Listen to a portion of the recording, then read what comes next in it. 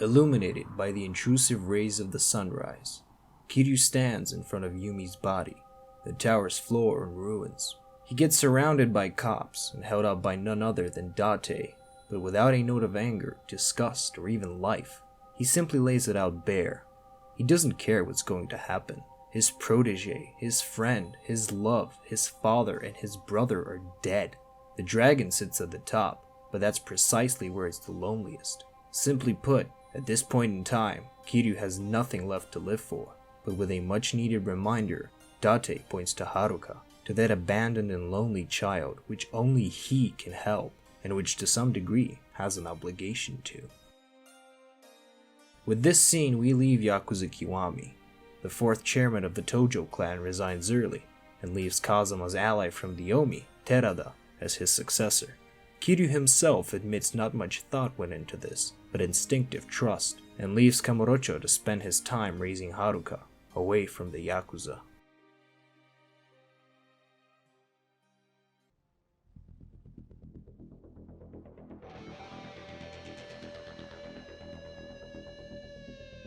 Yakuza 2 is the game that originally cemented the series as much more than just a one-trick pony with a hilarious English dub and interesting, if underdeveloped, ideas.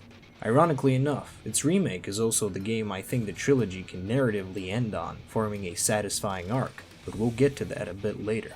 For now, I wish to say that although in all honesty it's probably one of my least favorite games in the series, replaying it for this video made me see a lot of the hidden themes and messages I didn't notice the first time around. I don't think Yakuza 2 is a cynical game per se, but it's probably simultaneously the most indulgent entry in the franchise, and the one with the most poignant criticism towards it. 1 year passes as we are taken back to the streets of Kamurocho again, this time in the most high-definition version of it thanks to the Dragon Engine. It is evident that Kiryu has finally managed to escape the life of a Yakuza, this time not by being relegated to a fate in prison, but by his own volition. But even here, at the very start of the trilogy, we get hints that the Dragon of Dojima is still deeply haunted by the events of the last game.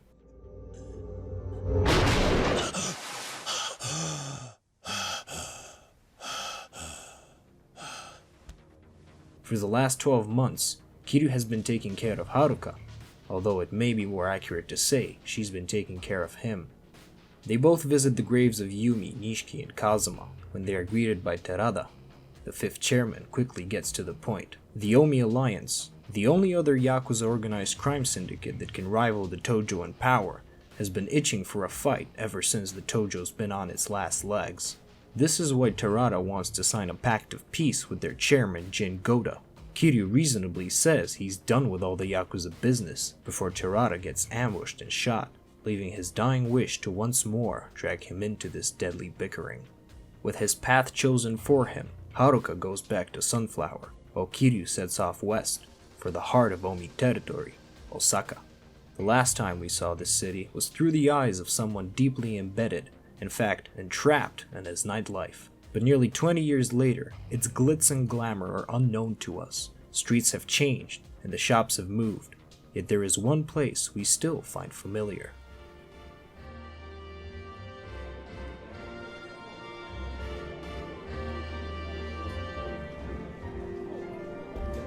Relaxing at the Grand, our dragon is interrupted by a gang of loudmouth local Yakuza.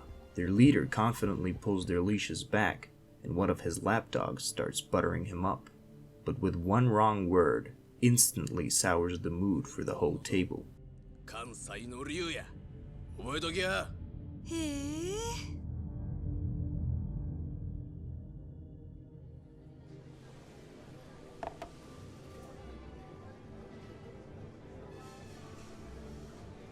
どないしました？あ、こいつのせいでか。席外せ。自分なんか。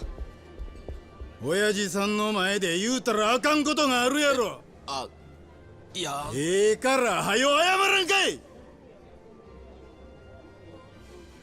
すみませんでした。ほら、みっともないで。はよ席座らんかい。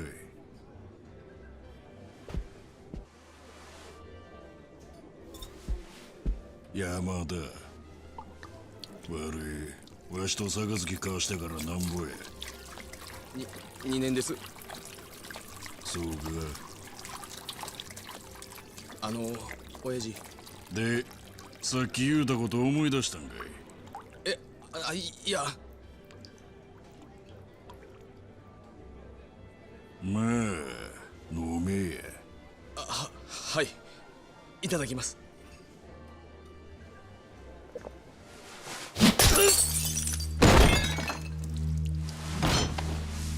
これで思い出したやろ。はよ言うてみいやこれ。関西の竜。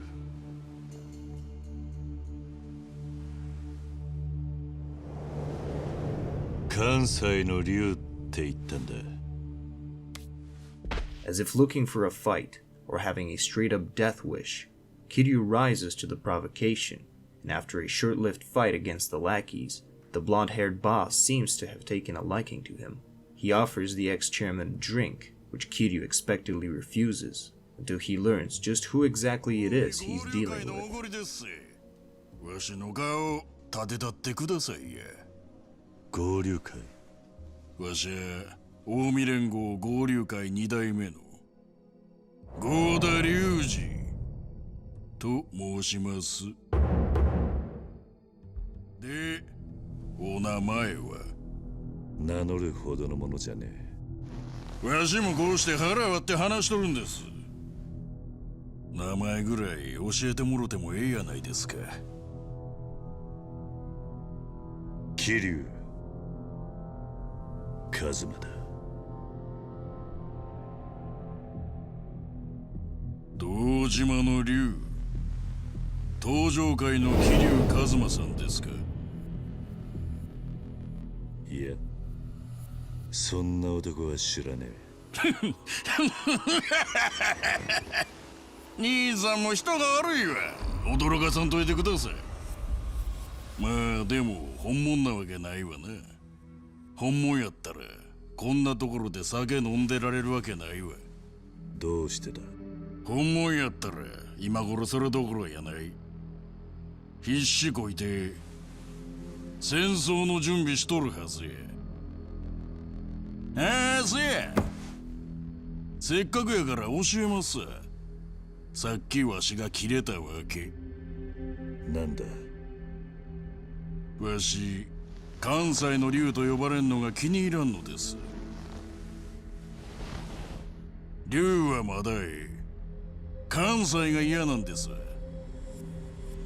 竜に関西も堂島もありゃしません。極道の世界で竜と呼ばれる男は一匹でええんですわ。あんたもそう思いますやろ。まあな。あんたとは気が合いますな。これも何かの縁や。少し喋りすぎました。まあ、桐生さんはごゆるりとくつろいでってください。ああ、そう。一つ言い忘れましたわ。あんたの体からプンプン匂うんですわ。血の香りが。This sets off a series of events where a reluctant but honor-bound Kiryu sets out to bring about the peace between the clans at all costs. A dangerous, perhaps even impossible task, which naturally leads us to beg the question, why?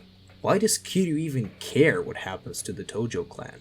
After all, it's fueled the infighting that's directly resulted in, well, pretty much every person he cares about being violently murdered. He owes nothing to Terada, him originally even being an Omi man himself. So why then?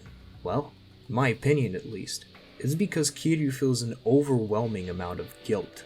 Not even just survivor's guilt, indicated by his line of wondering why he's the only one left alive. A guilt and a need to fix the mistakes of his family, both figuratively and literally, to atone for the sins of the father. This theme covers a lot more than just Kazuma's deeds, as we've mentioned before, but we can start with the Dojima family's assassin first, because even from the grave, his past is catching up with him. Worse yet, it's being thrown in the lap of his son without rhyme or reason. Early on in the story, we get a glimpse into a raid taking place in the 80s, several years before the events of Zero, where Kazuma and Shimano are executing a rival Korean mafia by the name of the Jingwon. This is the pivotal event which ties all of Yakuza 2's characters together, and Kazuma is its initiator. To cut a rather needlessly long story short, and assuming you're at least partially familiar with the events of the game, the Jingwon survivors taking revenge on the Tojo is the central conflict of the story. The remnants orchestrating an elaborate plot, roping in the Omi and, ironically enough, innocent bystanders, is at the end of the day all for naught. The people who were responsible for the Jingwon raid are long dead, Sohei being killed by Nishiki, while to the Koreans' probable delight, Shimano and Kazuma taking each other out. And yet, Kiryu is forced to clean up a mess he had no hand in, at least not intentionally. Speaking of father figures, Daigo Dojima, Sohei's son, whom we last saw as a little boy back in Yakuza 0, is returning to the stage in the third of the 3 games, his absence in one being explained by him going to jail for getting framed by the Omi, while Kiryu spent his decade in a different slammer, disgruntled, nihilistic, and disinterested in having anything to do with the Tojo. Daigo is a kid thrown into a world where the closest thing he had to a father figure that wasn't an adulterous, sleazy piece of trash were Kiryu and Nishiki, only to find out that one of them actually did kill his dad, it hardly mattering when it turns out it was the other one instead. In order to begin rebuilding a clan nearly disintegrated by the ones closest to him, Kiryu needs to bring in Daigo as a leader, knowing that no old-timey gangster or ruthless businessman hiding behind a pin could fill in that role instead. Understandably, the young man really couldn't care less about putting a second Dojima in charge of the Tojo. Even putting aside years of trauma thinking Kiryu murdered Sohei, Kazuma was directly responsible for undermining the Dojima family back in Zero, so there is a fair amount of bad blood between the two father-son duos. And yet still, Kiryu sees something in Daigo that reminds him of himself, a potential that needs guidance, and an opportunity to bring in a new legend without repeating his own father's mistakes.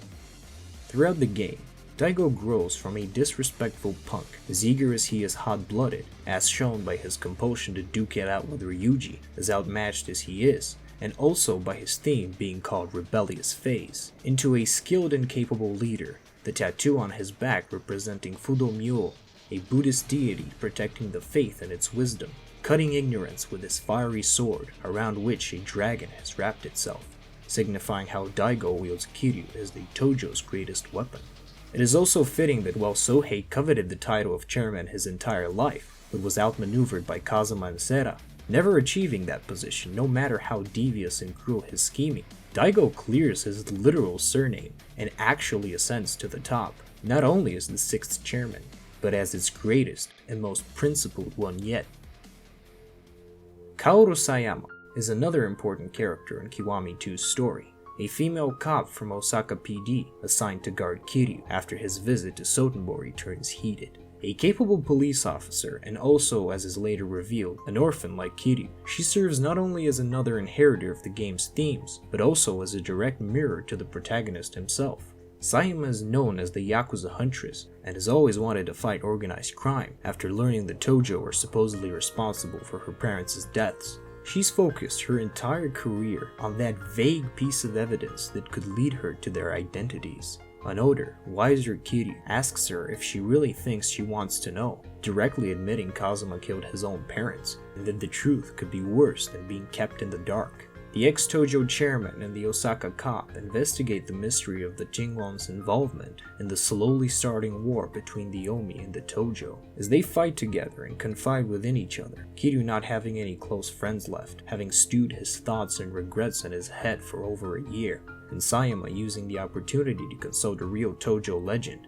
It isn't really Kiryu's charm that wins her over, as much as his brutal honesty. The man is, in a lot of ways, running on autopilot, letting duty control his body. I mean, sure, he's strong, but he doesn't really have anything left to protect, just right the wrongs of his family and of himself. This is why, when he has to save Haruka, he will go through an entire castle with a stab wound to do it, and why later on, he'll do it for Kaoru too. It is revealed that Sayama's real parents are the surviving wife of the Jingwon boss from the raid, and Kuwara, the cop that saved her. All throughout her life, with the very exception of his final moments, Kawada risked his life to save the daughter who never knew of his existence, murdering Jingwon assassins at the expense of his record as an officer, like a parallel for Kazuma, both lying fathers who, although with the best of intentions, have gallons of blood on their hands. And speaking of blood, with his last words, Kawada reaffirms another theme of the game, no, the entire series, that bonds go beyond relation, that our brothers, our sons, and who we become as people are things we ultimately choose ourselves. 人言派のものじゃない。優しくて働き者で強い心を持ったスヨンの血だ。そして河原さん、お父さんの血もね。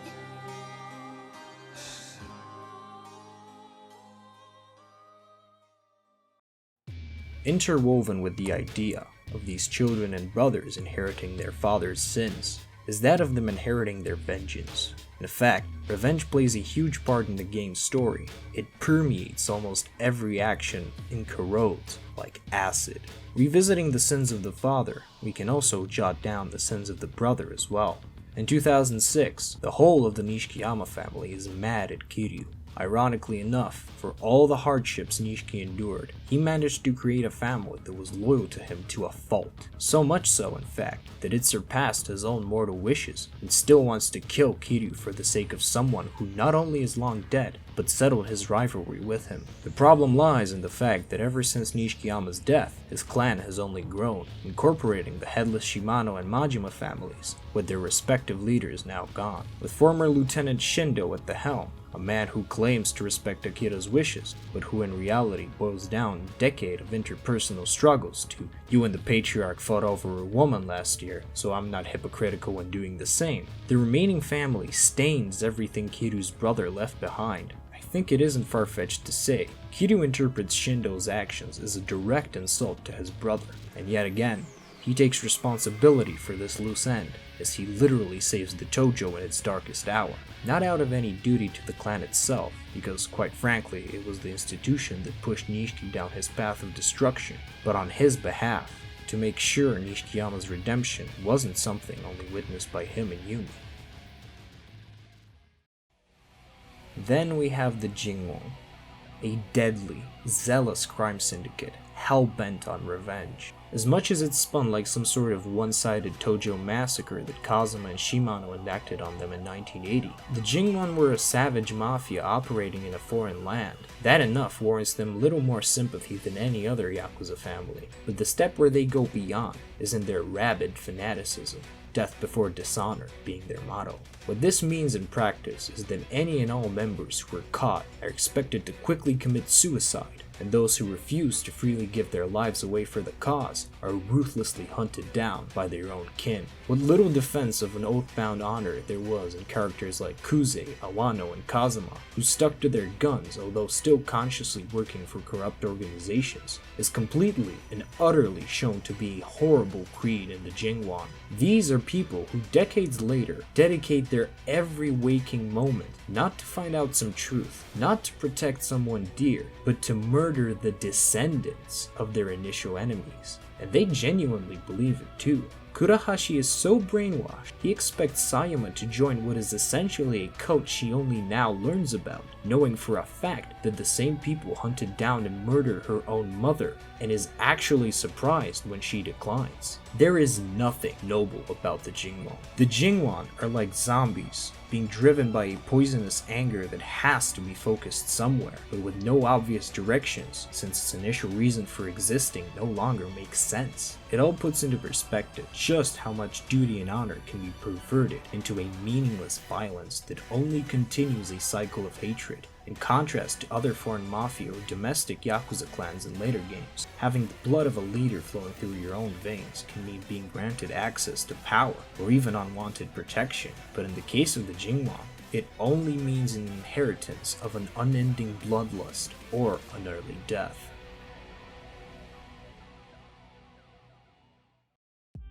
I'd like to take a moment to move away from following Two's plot and take a step back. What binds the story of Yakuza Kiwami 2, to me at least, is a sense of finality.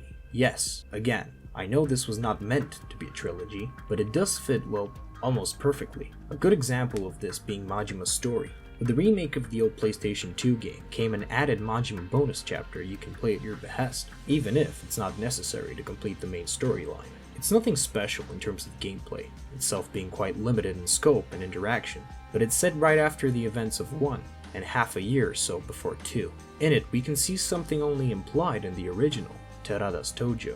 Profits have become the main priority, seniorship and tenure losing all their meaning, in a move reminiscent of Zero. We see why Majima decided to leave the clan before the main game's events, and his brief reunion with Makoto, tying a nice bow on his arc starting from the first game we see him in. Yes, we as the audience know she found happiness with her husband after the events of Zero, but all this time, the past 18 years, Majima never found that out, and it isn't a stretch to say he still has lingering feelings for her, to say nothing of his one karaoke song in the game.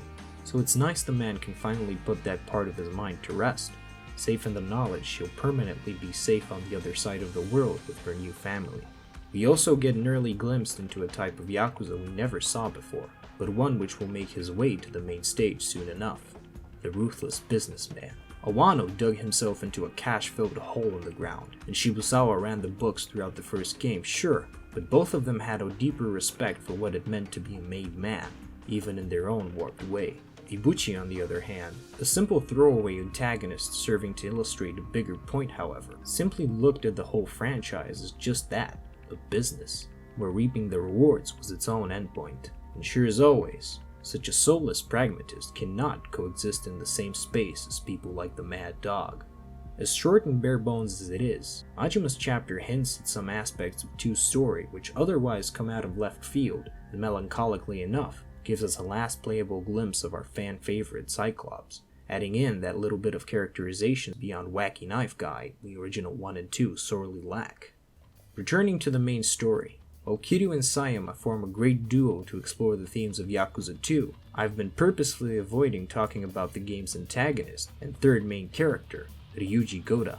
Ryuji encapsulates all of this game and the trilogy so far's themes in a way that doesn't seem anything more than surface level in the first place, but which couldn't be further from the truth. Right from the start, players who've been keen on completing Majima's side stories in Zero might recognize him as the pants-stealing, overgrown middle school student from Sotenbori. While longtime fans of the series can chuckle at this little cameo, I think it's all the more heartbreaking that people who started with Zero see him first as this rebellious but deeply troubled kid, foreshadowing his story 18 years later. Following the events of Yakuza 0, Ryuji is shown to be a big, brutish, but also slightly charismatic villain, blunt and prideful, but not dishonorable. And while this might not initially be interesting, in the context of the last 3 games, Ryuji stands out for a number of reasons. First off, while Shibusawa was an older, more seasoned Yakuza fighting against the newbie, and Nishiki was Kiryu's perfect thematic equal, them literally being brothers, Ryuji is much younger than the Dragon of Dojima. That said, this most definitely does not mean he is weaker. In fact, Ryuji is taller and just plain bigger than Kiryu, even after he put on some more meat in his bones while transitioning over to the Dragon Engine. This is the first time Kiryu doesn't have the upper hand in Battle of Muscles and has to resort to more experience and agility in order to stand a chance. Another difference between Ryuji and all our previous main villains is that this youth translates to impatience. Shibusawa and Nishiki might have hesitated or remained in the shadows for the entire game, but Ryuji? He's ready to sling fists as early as Chapter 3 when he attempts a coup d'etat on his own clan, just to prevent peace between the Omi and the Tojo and initiate a war he knows he'll most likely win.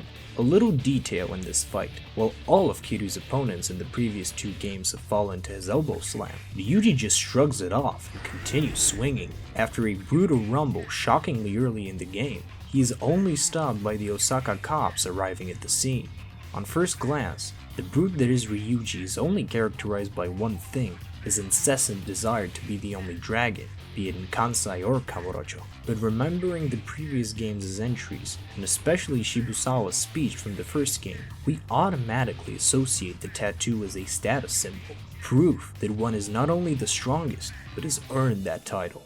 And yet, the truth, revealed to us chapter by chapter, with each small scene that oozes character he's featured in. Ryuji is shown to be a lonely, sad, and honestly confused man. During his intrusion at Terada's funeral, Yayoi Dojima tries to compare him to Daigo, a child who needs to build up and even redeem their parents' legacies, but Ryuji shuts that down immediately. Jin Goda isn't Ryuji's real father. He's adopted. Wouldn't really matter if they were blood anyways, since he's been alone from day one.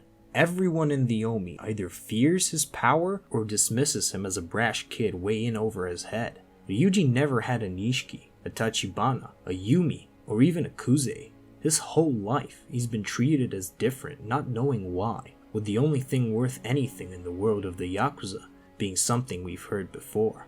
It just goes to show you how little this existence has allowed him, when he wouldn't even get his own tattoo, and he had to steal it from Kazabori. Through his actions, Ryuji displays both forcefulness and respect, shown by his disgust with Sengoku kidnapping a little girl, prompting him to do what Kiryu never could, and straight up kill the sleazy bastard right then and there. Or when he spares Kiryu at Stardust, noting that once again, if he ends him this way, he wouldn't deserve to call himself the only dragon. Which leads us to our other dragon, Kiryu. Knowing the history of the franchise, people can overlook one major hidden theme of the game relating to his state. Although Kiwami 2 is filled with quite interesting side stories and fun activities, this can distract, exactly how it distracts Kiryu, from the underlying theme, the underlying narrative of his deep-seated sadness. I believe the city we the player explore in the 3 games is a very good way of exemplifying this. In Yakuza 0, the streets of Kamurocho are bright, flashy, and because of all the property buying and back and forth, homely, familiar.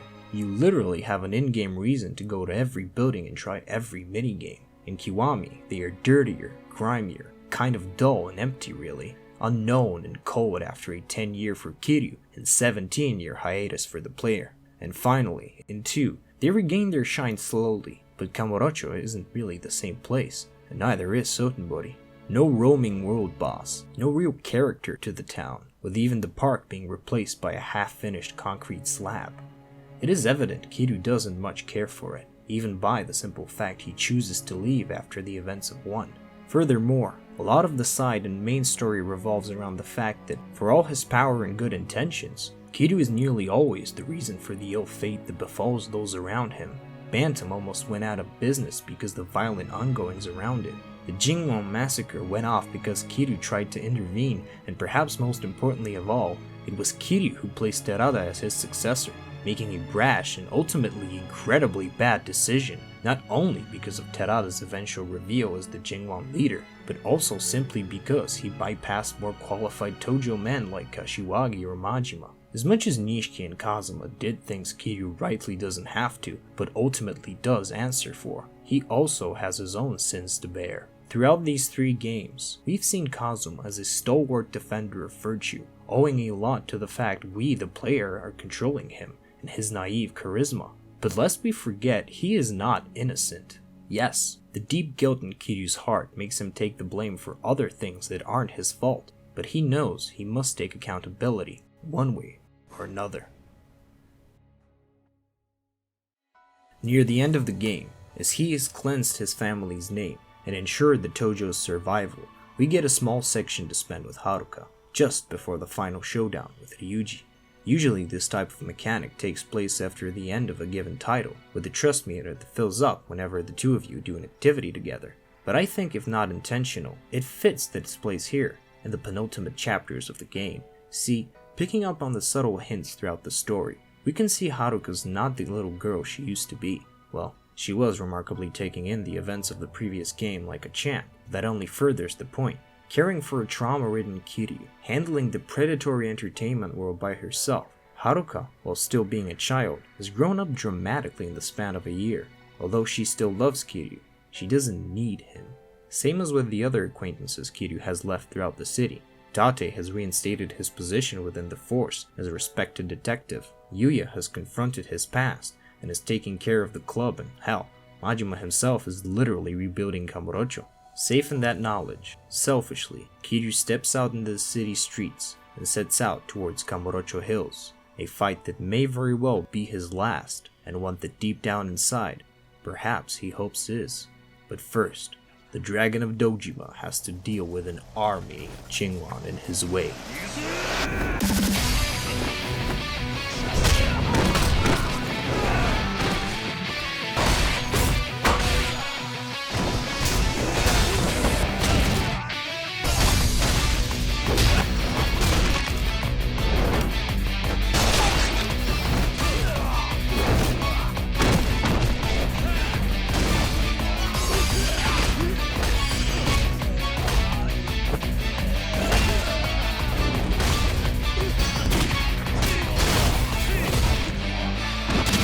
With every city block covered by Chingwan soldiers, Kiryu busts through street by street, unrelenting and single-minded, in an epic war of attrition, a true beast.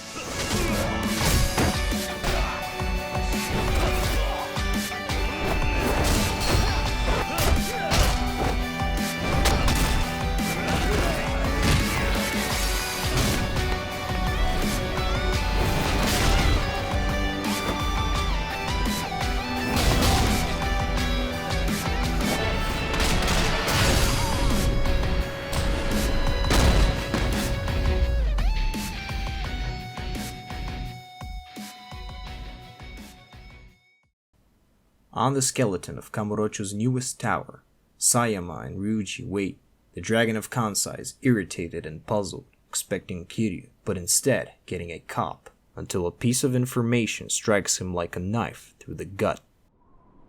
ゴーダリュウジ、あなたは覚えているはずよ。炎で燃えるビルから助け出されたことを。それがなんやっちゅうや。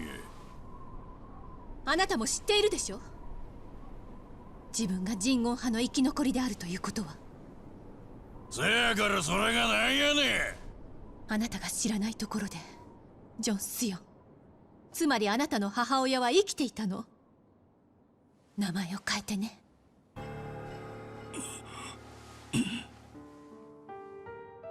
河原翔子、私のお母さんよ。あなたと私はジョン・スヨンの血を分け合った兄弟なのよ。どういうことへ。私はあなたを助けたい、たった一人の兄弟として、そして一人の刑事として。だからもうこれ以上戦うのはやめて。郷田隆二さん、あなたを逮捕します。嘘へ。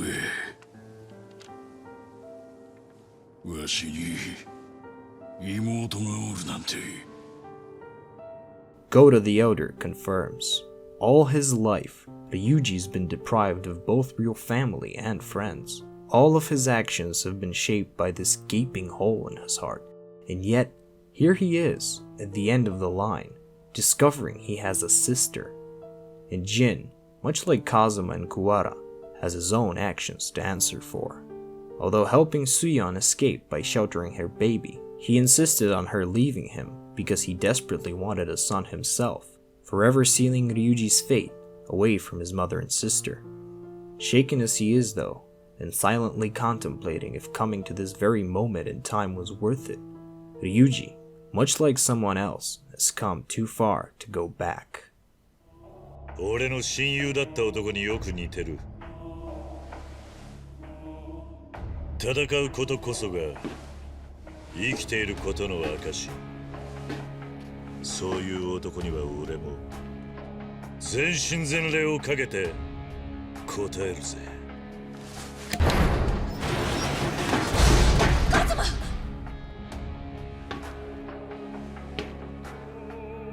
カオル、すまない。よっしゃ、なら一丁派手に極道の船探せようやないか。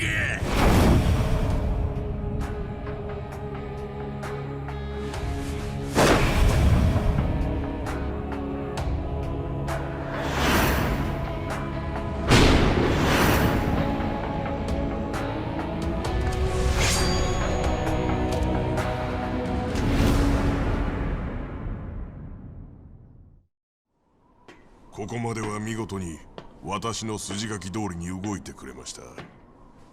まさかその声は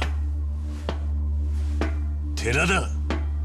As the would-be dead man reveals his cards and a bomb with which to take blind vengeance upon the city, Kiryu rises to the occasion, even while battered and bruised. Although prolonged and anticlimactic, these last confrontations put the bow on the idea of just how pointless the Jingwan's quest is. Ryuji fought because he was lied to his whole life and had no other choice. Terada fights although he has succeeded in his vengeance and can turn away. And just like Ibuchi foreshadowed almost a year before, Takasugi simply fights to expand his riches. With Sayama as a hostage, he taunts what he calls idiotic idealists, while Kiryu still can't bring himself to murder. Before his eyes flashes the last time he let this cost the life of a loved one, but luckily for him, another dragon rises to the occasion.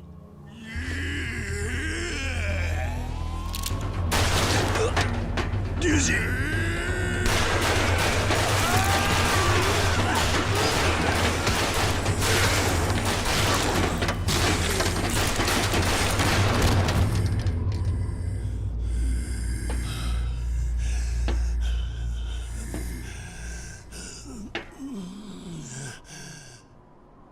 お前みたいなバカに裏をかかれるとは。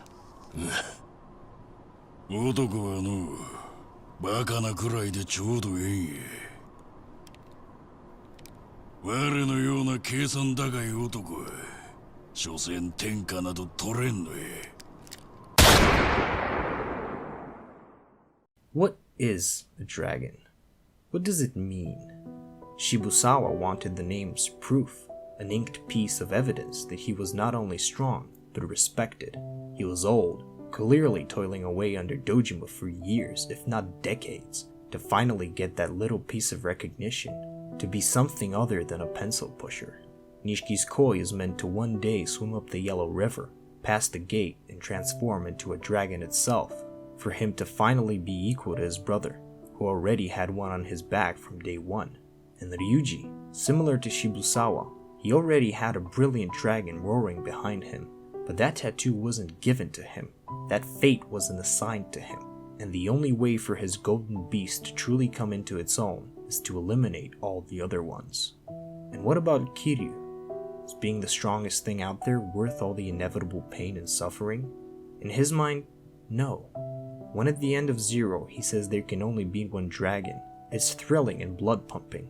But repeating it in 2, he's finally understood its somber meaning, the tragic inevitability of that phrase.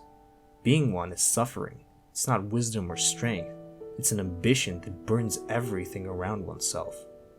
Shot at the exact opposite sides, and with the bomb quickly ticking along, Ryuji and Kiryu know their deaths are close. Taking the opportunity, they silently agree to finally do it, to put an end to all dragons. そして生きろ。俺にはまだやることがある。こんな男初めて。さすがわしの妹が惚れた男や。こいつの言う通りや。はよ逃げ。何言ってるのよ。私はもうこれ以上家族が死ぬのは嫌だ。好きな人が死ぬのも嫌なんや。分かってる。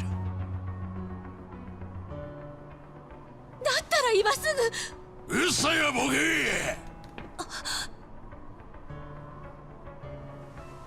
な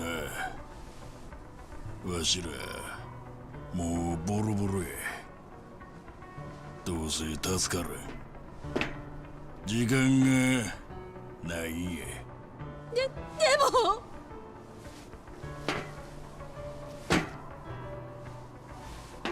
一生に一度や。兄ちゃんの頼み聞いてくれへんか。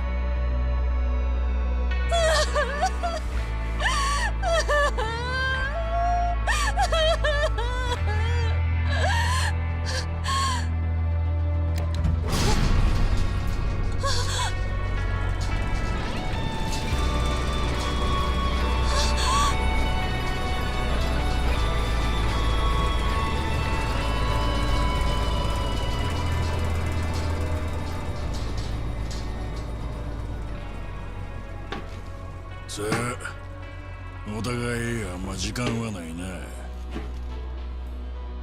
ええか、行くで。ああ、手加減はしねえ。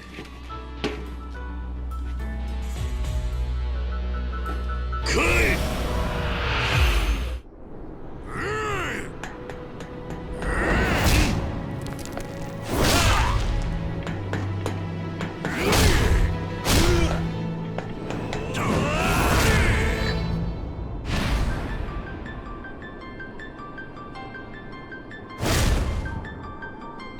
10年前、合田隆二を初めて見た時、わしは衝撃を覚えた。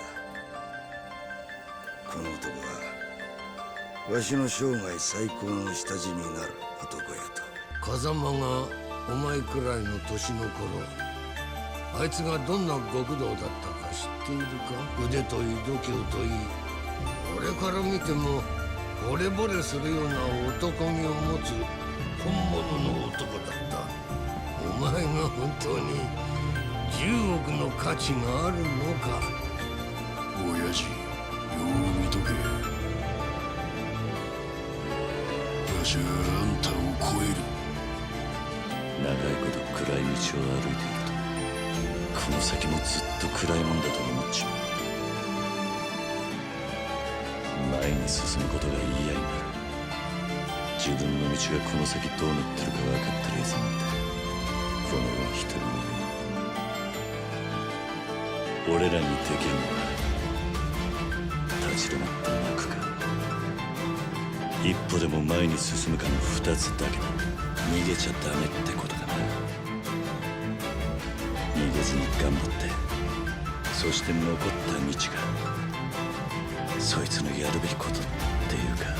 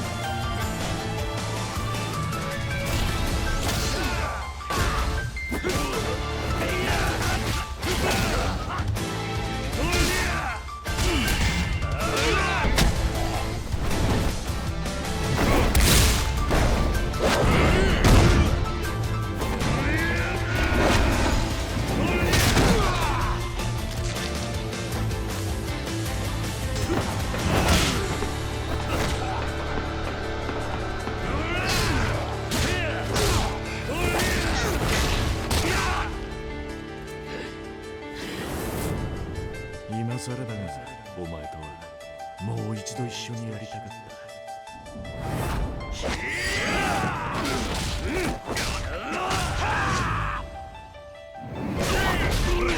た。もっと来いよ。なんだそのパンチは。桐生、行こうぜ。意識。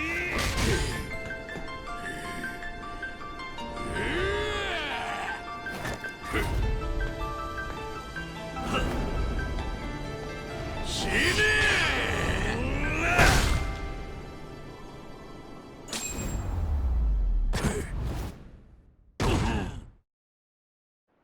As Kaoru climbs back right after, Ryuji's on death's door.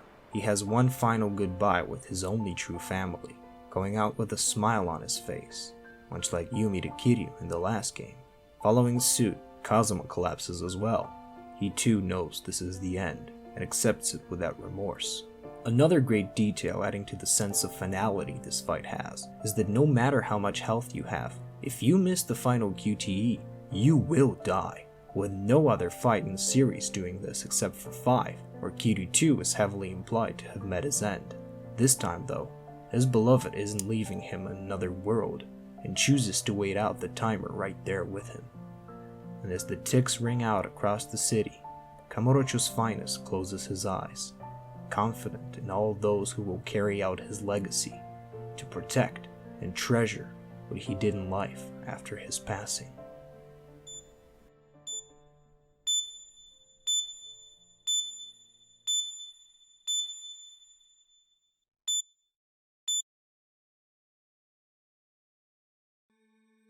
I know plenty of people will disagree with the statement of this video, and may say I'm reading too much into things that aren't there, while simultaneously ignoring large elements of the game's plot. And yeah, I'm willing to concede on that, but not without my reasons. For example, Yumi's role in the first game kind of comes out of nowhere and really isn't as strong as that of Kiryu and Nishiki's brotherhood, so I didn't really place much emphasis on it. Similarly, I chose to omit Kiryu being responsible for the Jingwon massacre as a little kid. 1, because it creates gigantic plot holes in the story, and 2, because it really doesn't fit the themes of the game. Suddenly Terada's a good guy because he grew conscience in the last second, but actually he removed the fuse from the bomb long before he did that? I think you can clearly see how interpreting 2 as Kiryu's death, whether willing or not, makes more sense. If we're going to be discussing a Yakuza trilogy, I also feel the need to mention how 3 was probably intended as a bookend, but why I much prefer the grouping of 0, K1, and K2 rather than the more official one of OG 1, 2, and 3. I'm going to be spoiling Yakuza 3 here, so if you don't want to know what happens there, skip to this section of the video. My belief that 3 was meant to be the last one of the trilogy stems from a few things, it being the last game the Nishikiyama family appears in, having a remix of their signature theme, while also being the last entry for Arase in Lao Kalong, and to top it all off, having a fake-out return of Kazuma. Similarly, while Nishiki's tattoo in 1 was a proto-dragon, and Ryuji was a full one, Mine, Yakuza 3's final boss's tattoo, was a Kirin, a creature from Chinese mythology which is the only one able to kill a dragon. All that said, it simply does not work on a thematic level. Sayama, for one, unceremoniously gets written out of the story, cutting off any exploration of Kiryu's potential love interest for the rest of the series. And if Shindo was a surface-level misunderstanding of Akira's struggles and love for Yumi, then the aforementioned Nishikiyama family and its boss Kanda is a flat-out joke, and not a very funny one at that. It honestly feels like spitting on Nishiki's legacy to an unnecessary degree. To top it all off, if you choose to do so, interpreting Kiryu's death at the end of 3 is much less satisfying, considering it's not an opportunity to rid the world of harmful expectations and myths, but is his philosophy blowing up in his face, since Hamazaki would only prove to have understood Kiryu's ideas in 4. Also, why would Kiryu want to die now that he has his own orphanage to run? Him dying at the end of 2 is bittersweet, because he's lost every person in his family. And although Sayama returning his affection hints at his ability to start a new one, it's too late. Compare that with a father of 9 bleeding out in the middle of the street, which is downright tragic. Plus, if you're going to interpret 3's post-credits scene as Kiryu imagining he's in heaven, the whole of that game works much better for an analogy rather than a simple scene. Overall, while I do love a bunch of elements from 3, Mina included, and I disagree with people who call it a bad game, it's definitely my least favorite of the series and would be a limp finish if it closed off Kiryu's story. This video has taken me just about a year to finish. Even though it's been a big project that took quite a lot of my time, I'd do it all over again just to share my love and appreciation for the series. In fact, replaying not just these 3, but other entries in the franchise has shown me just how much depth there is in even the more simple of the game's stories. I'd like to extend a special thank you to Tehsnakerer for inspiring these videos. He's a fantastic guy and YouTuber, and the madman is so dedicated he did a 7-hour retrospective on Yakuza 5. If you like this sort of content, I highly recommend going over to his channel. Tell him I said hi. I'd also like to thank the Yakuza Majima posting community, especially our Discord. I don't know if I've ever had the patience to write and edit all of this if I didn't have so many wonderful lads to obsess over these games with. Of course, my great patrons Hunter and Rodion, and finally, I'd like to thank you, yes you, for sticking with me and watching all these ramblings. Minna-san, arigato.